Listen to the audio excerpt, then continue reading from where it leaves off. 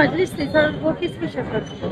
आज की जो मजलिस थी ये हमारे वालिद साहब अलहाज मिर्ज़ा नबी हसन साहब की बरसी की मजलिस थी और उसे ख़िताब करने के लिए हिंदुस्तान के हमारे जो कायद हैं मौलाना सैयद कबीर नवाज़ साहब क़िबला तशरीफ़ लाए थे और ईरान के जो हमारे सबसे बड़े आयतुल्ला हैं आयतुल्ला ख़ामना हिफ्ज़ुल्लाह उनके नुमाइंदे जो हिंदुस्तान में हैं आयतुल्ला महदवीपुर साहब क़िबला वो तशरीफ़ लाए थे।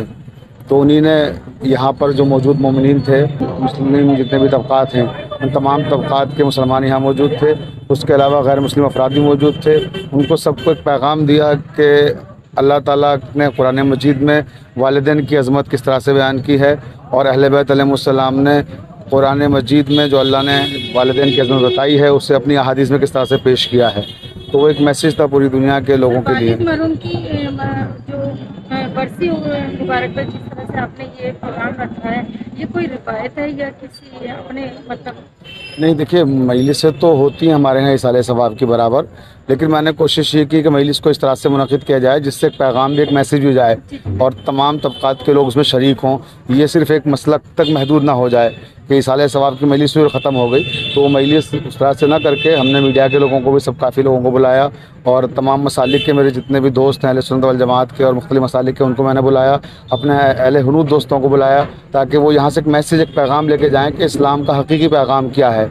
और इस्लाम तमाम मसालिक को जोड़ने की बात करता है। इस्लाम का जो मैसेज तमाम इंसानों के लिए वो एक ऐसा मैसेज है जिसमें कोई मज़हब की पाबंदी नहीं है।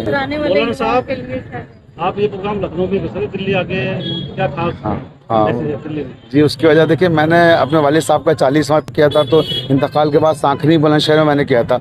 उसमें केरला के गवर्नर साहब आरिफ मोहम्मद खान साहब तशरीफ़ लाए थे, आचार्य प्रमोद कश्यप साहब आए थे, तमाम मुख्तलिफ सियासी भी पार्टी हमारे हिंदुस्तान में बड़ी बड़ी हैं, कांग्रेस हो, समाजवादी हो, बीजेपी हो, इनके सबके ज़िला अध्यक्ष और इनके सबके MLA MP सब वहाँ शरीक हुए थे। लेकिन अब की बार मेरे दोस्तों ने कहा कि आप पिछली बार लखनऊ में मैंने किया था प्रोग्राम इसी तरह से, तो सब ने कहा कि अब की बार दिल्ली कीजिए आप, तो इसलिए मैंने दिल्ली को मुंतखब किया। दिल्ली के भी बहुत दोस्त हमारे ऐसे हैं जो लखनऊ नहीं पहुंच पाए थे, जो सांकरी नहीं पहुंच पाए थे, तो इसलिए मैंने यहाँ किया।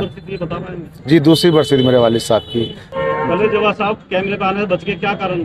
हाँ, उसकी वजह ये कलवे जवाब साहब ने भी आपसे कहा कि हमारे सियासी तर्जुमान मौलाना शफीक हुसैन शफक साहब हैं, आप इनसे पूछ लीजिए जो भी पूछना है। उसका सबब यह है कि वो सियासी बयान देने से कतराते हैं और वो तो नहीं बरसी का मामला था, मगर वो मीडिया को जब देखते हैं तो आमतौर पर मीडिया वाले सियासी सवाल करते हैं कोई ना कोई, खासकर मौजूदा हुकूमत के ताल्लुक से। उनके लिए कोई संदेश या मैसेज जो आप देना चाहें?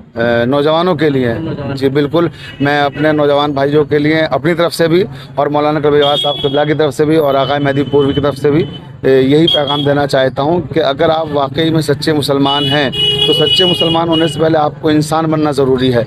अगर आपके अंदर इंसानियत नहीं है तो फिर आप मुसलमान नहीं बन सकते हैं। तो आप इंसानी क़दरों को पहचानें, दूसरे मज़ाहिब का भी एहतराम करें और हमारा इस्लाम मज़हब कभी ये नहीं कहता कि दूसरे मज़हब के ख़िलाफ़ आप बोलें, उनके ख़िलाफ़ जहर उगलें, और ना हमारी ये तहज़ीब रही है।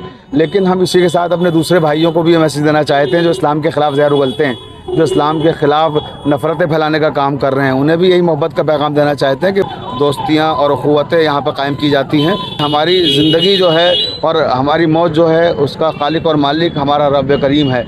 तो अगर हम उसकी मोहब्बतों का और उसकी इत्तबा और इताअत का हक़ अदा नहीं करेंगे तो समझ लीजिए कि हम इस्लाम के सच्चे पैरोकार नहीं हो सकते।